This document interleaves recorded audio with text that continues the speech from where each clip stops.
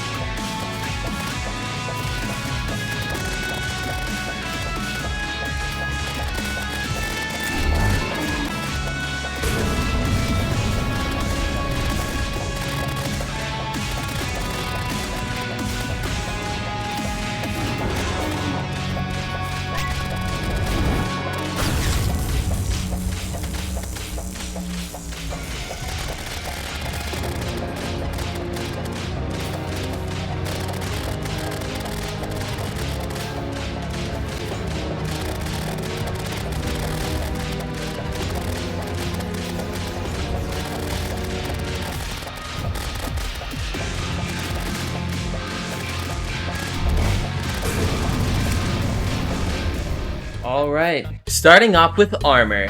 The Victide armor is going to be the best on this boss. The Wolfram armor's mech does not do nearly enough damage, and it doesn't have the same benefits as the Victide armor does. Once again, the Snapthorn is going to be amazing. I do not actually think using the Leather Whip to whip stack is a bad idea. I didn't do it because I always found it easier if I paid more attention to the dodging than attacking. But it's up to you. The Snidrillian, however you call it, is also pretty good on this boss. You will see me using it. That's a much longer range and can also be used as whip stacking. For summons, I would recommend the Stormjaw Staff, as with its ability, it can damage many of its segments at one time. I did use a Belladonna, however, as I always found it to do a lot more damage than having 3 Stormjaws. And with its poison debuff, life could just be a dream. Moving on to Sentries. By now you should have the Rusty Beacon prototype. This thing is a tank on this boss. It deals damage to every single segment and gives the Radiant debuff. And quickly moving on to accessories. Just like all the other bosses, I would recommend something that lets you fly, like Fledgling Wings or Spectre Boots. In this video I had the Lightning Boots, and hopefully you should too. The higher boot level you have, the easier each boss is going to be. The Shield of Cthulhu is going to be amazing on not only this boss, but probably all other pre-hard mode bosses. The Voltaic Jelly is once again going to be amazing, as it gives you an entire other summon to deal even more damage. There is of course also the Spirit Glyph and the Wolfram Battery. The Spirit Glyph can be a little annoying to obtain, but they are both quite helpful. And finally, with the first 2 steps out of the way, we can move on to dodging. This boss has been the most annoying, pesky, idiotic, stupendous boss yet. The entire 2nd and 4th phase is just a bullet hell. And if you were planning on no-hitting this guy, ha! Good luck. The dodging strategies for these 3 phases aren't actually all that different. So, let's go over them. The first step for avoiding this boss is simply getting you guys in a rotational pattern. That's right, try going in a circle. It's a lot like looping in Dead by Daylight, and if you pay attention, you will see the green little boogers escape him, and you should have the ability to avoid it. This goes to all 3 phases, but not going to lie, it gets pretty hard in 3rd phase. And just remember, the thicker white and green balls that he spits out actually blow up into a few smaller ones, so it's always good to try and avoid them. For his walls, there is very little hope of going over them, so what you need to do is watch this guy so you can get out of the way as he comes towards you. Once again, and this relates to all phases, shortly after he lets out his little belt, he's gonna spit out a few more boogers your way. These are easy to dodge if you stay away from him, or at least away from his head. Jumping over the walls can be helpful in 2nd and 3rd phase, but we'll get to that in a bit. Now this guy is always going to be dashing towards you. Sometimes he'll try and make an unpredictable pattern, and I found a lot of times he tries to make an infinity symbol with his rotations. All you gotta do is go around him when he starts getting close. Finally, moving on to 2nd phase. There are now 2 of him, and he has the same attacks as before, except this time he has a rain cloud. The rain clouds have to be one of the most annoying attacks he makes because it shrinks the amount of room you have to avoid him.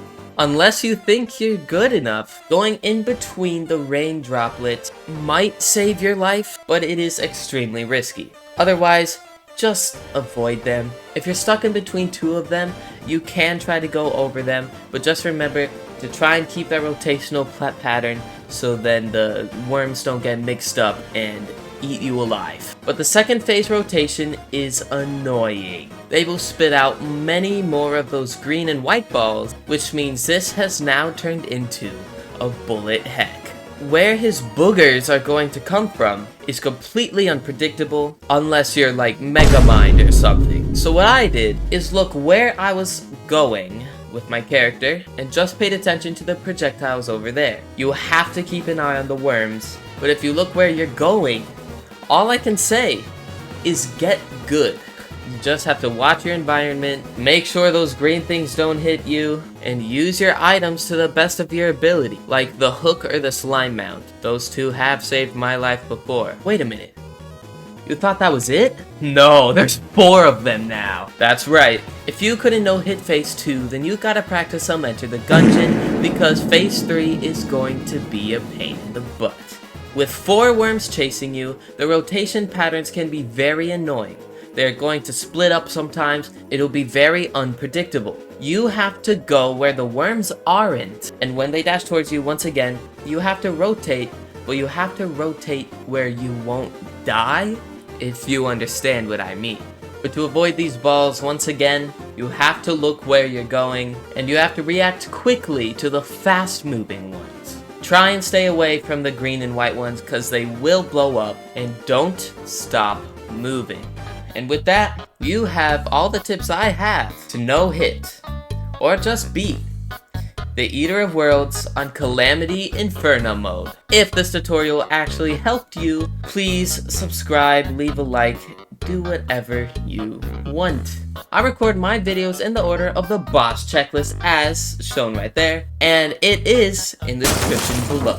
These videos take me hours to edit, so I hope you guys enjoyed it. I believe a Stay Out of the House video will be uploaded soon. The next boss will actually be about the Brain of Cthulhu, as I'm not gonna leave you Crimson players out of there. Thank you all so much for watching, and Happy New Year.